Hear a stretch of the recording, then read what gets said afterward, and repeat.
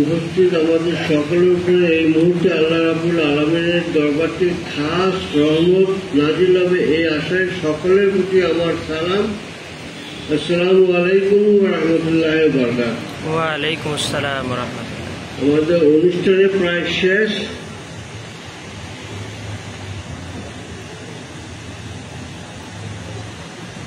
আমি শুধু দুটো কথা বলতে চাই। আমরা অনুষ্ঠানের শুরু থেকে এ পর্যন্ত উনার পার্থিব সকল শিক্ষানুরাগী ধর্মানুরাগী যত কৃতিত্ব আছে সব কিছু আমরা শুনেছি, জেনেছি, এবং উনি বিশিষ্ট ধর্ম চিন্তা, রাইট? এই কথাটাই আমরা বলব। আমি বলবো বেয়াদবি যদি আপনারা না নেন, উনার আরো একটা পরিচয় আছে। উনি ওয়াইসিয়া শরীফ যে ঢাকা শেখ বুরহানুদ্দিন কলেজ যার নামে, সেই ইমামত তরিকত আল্লামা শেখ রাদিউল্লাহ রুহানী সন্তান, এবং উনি ওই দরবার থেকে খেলাফত প্রাপ্ত একজন সুফি পীর সাহেব।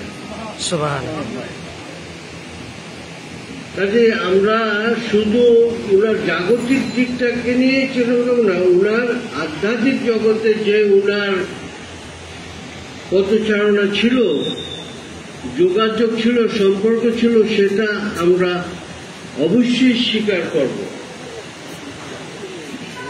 কথা প্রসঙ্গে আসে, কতটুকু উপরে ছিলেন।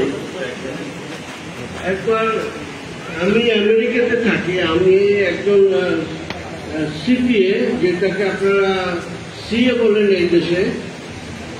আমি কোনো বা আরবি মাদ্রাসা শিক্ষিত না, কিন্তু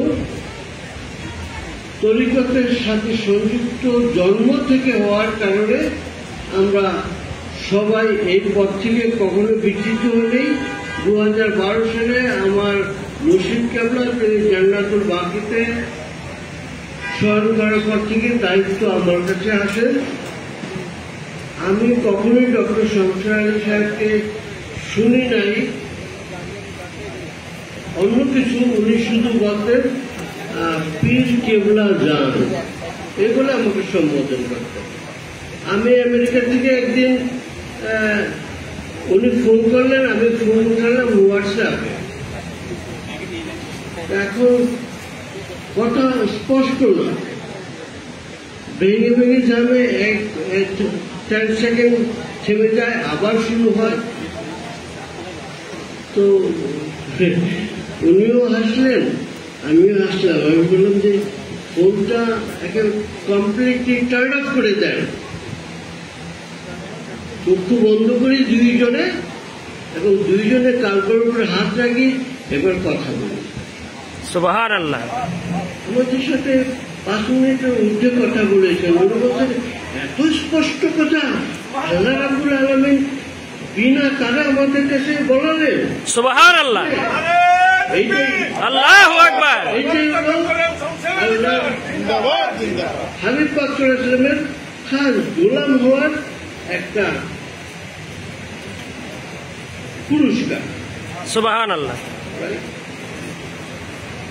দোয়া মাহফিল হবে, আমরা সবাই দোয়া মাহফিল করতে এসেছি, মিলাদ ও দোয়া মাহফিল। আমরা দোয়া বাবারা মনে কিছু নেবেন না, দোয়া তার জন্য বেশি করি যার শরীরে দুর্গন্ধ থাকে, কবর যাতে শুয়ে দুর্গন্ধময় অবস্থা, তার জন্য আমরা বেশি বেশি দোয়া করি।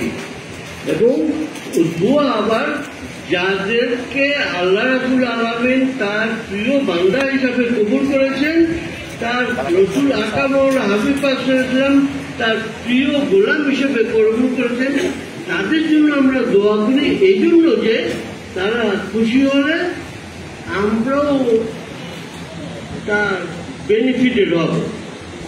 That's the only reason we come here to seek Allah's forgiveness, dua করতে চাই, right? আমি আমার মা জননী যিনি একটু আগে একটু বললেন, ওনার পরিবারের সবাই খুব এই ত্যাগের সহ্য করার ক্ষমতা আল্লাহ দিবেন ইনশাল্লাহ।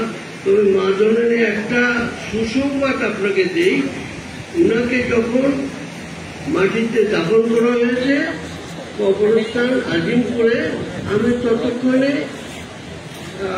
নারায়ণগঞ্জে পৌঁছে গেছি আমার যেটায় থাকা। আমি খুব টায়ার্ড ছিলাম বলে আমার ঘুম এসে গেছে।